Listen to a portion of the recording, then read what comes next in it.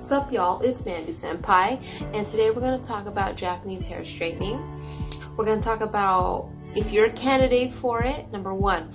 Number two, we're going to talk about the process, what to expect when you walk in the door.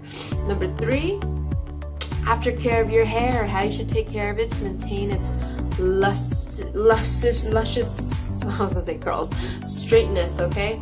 Oops, sorry. And number four, I'm going to talk about the price and that good stuff.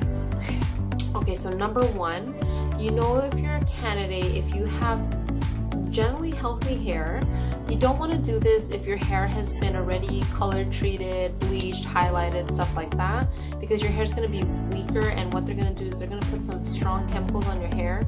And if you just if your hair's already been color treated, put some straightening chemicals, it has a higher potential of breakage, and you don't want to do that. You're paying so much money, you do not want your hair to break off. So my natural hair is definitely not like this. It is actually super frizzy, super wavy, kind of like Yoko Ono back in the day. It was crazy, and I'll add a picture here. Not fun, but yeah, that was my hair, and I just love the straight look on my face and my head, you know what I'm saying? So that's why I got it done. But you know, to each their own. So I'm going to talk about the two systems. There's two. One is called Lisio and one is called Yuko. There's not much of a difference in the process of it, but the chemicals are a bit they work differently. So Lisio, it tailors the chemicals to your hair type. It's more new, it's more modern, so it's more, I guess, advanced in that aspect. Yuko, however, it's just one strength, so it can't really customize the chemical strength for your hair. It's kind of just free for all. But yeah, so in Japan, I had the Lisio system done. I went to hair salon Nalu, like Rachel and June, my hair inspo. That's where I went. And then I did the Yuko system here in Los Angeles in Japantown. That's where I got it done. So when you walk into the door, the stylist is gonna check your hair, make sure it's all good to go, and then it's gonna wash it and strip your hair of all its oils and stuff like that, so the chemicals can better penetrate your cuticles and all that good stuff. So once he washes it, then they're gonna put a cream, which is the actual chemicals itself. It's the activator, and what that chemical does is it breaks down your bonds. So it's literally like, so when your hair's wavy or curly, your bonds are like not straight. They wavy, and they move like that. So the chemicals that they put on it just breaks it. It's totally like your hair does not technically have a shape after that activator. And that cream stays on for about an hour. Well, for me it was, because I have a shit ton of hair like Chewbacca. But if you have thinner hair or just not as thick, then it could be a little not as long. But my hair's super coarse, so they kept it on for like a little over an hour. So that was fun. It's a bit, the smell's a bit strong, so I would suggest maybe bring some perfumes. If you're sensitive to smells, I would do that, or have some gum so you don't have to you smell your breath. I don't know. I drank some tea while I got it done, so I was just.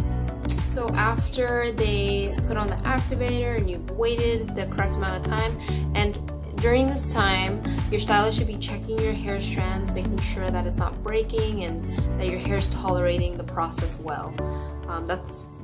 They should be doing that.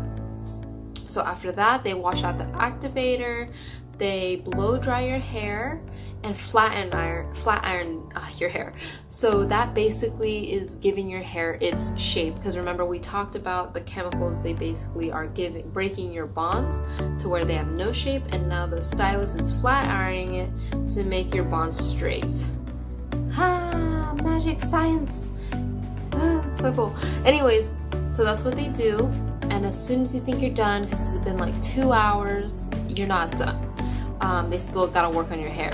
So after they straighten it, they put on this thing, this other cream. It's like, I don't know what it's called, but it oxidizes your hair, so it seals the cuticles so your hair can keep that shape and lessens the damage. It's a bit conditioning, like keeps your hair nice and shiny.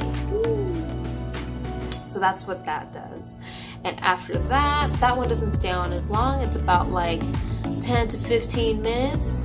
It's how long it stays on, and then they wash it out, blow dry, flat iron, and oh, you're done. So, okay. So after that's done, you're all good to go. And it's all about the aftercare now. It's all about you. So for 2 days, you're gonna wanna keep your hair hella dry.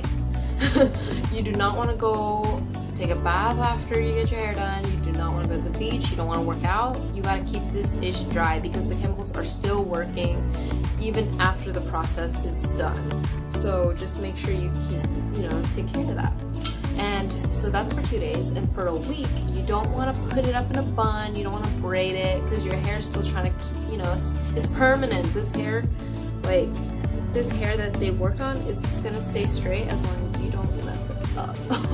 So just make sure you don't kink it in any way.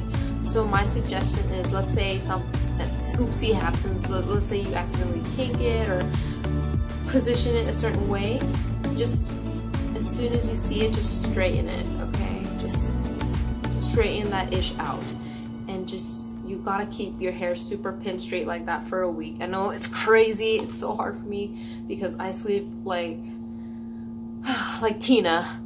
I thrash, so yeah, that's a bit hard. So maybe make sure if you decide to do your hair, do it on a week where you plan to be chilling, leaving your hair down, not doing anything too crazy. So after about a year, I'm not gonna lie, like my hair looks super nice and shiny right now, but it low-key got like super dry at the ends. So like this ish was like, felt like freaking a horsetail, I don't know. It just got really dry. And I honestly think it was my fault because I didn't take good care of it. So my stylist here in Los Angeles told me, and I do this, I'm so guilty, I sleep with wet hair and that causes friction damage. So what he suggested was to wash your hair and dry it. That's probably the general population, but I'm lazy as hell, so I don't do that. So just FYI, make sure you don't sleep with wet hair. I would suggest do a hair mask once a week because the chemicals really do dry it out, and you don't want your hair looking nasty at the end of 1 year like mine did. So be smart, y'all. Be smart. Be smart and not like me. So I'm gonna take good care of my hair this time. We'll see. But yeah, so that's the aftercare. Now let's talk about pricing. In Japan, it's a bit cheaper. It was about like $100 about. In America, Los Angeles, it was pretty expensive. It was about $400. Big difference. Big difference. But it's worth it, especially they're coming from Japan, and it's a very specialized technique, so you want to make sure that your hair is taken care of by the right people. Don't cheap out on that ish. But yeah, if you go straight to the horse's mouth, it's gonna be cheap. So if you ever plan on going to Japan, I suggest getting it done there because it's a big deal. If you have any comments or questions, just let me know.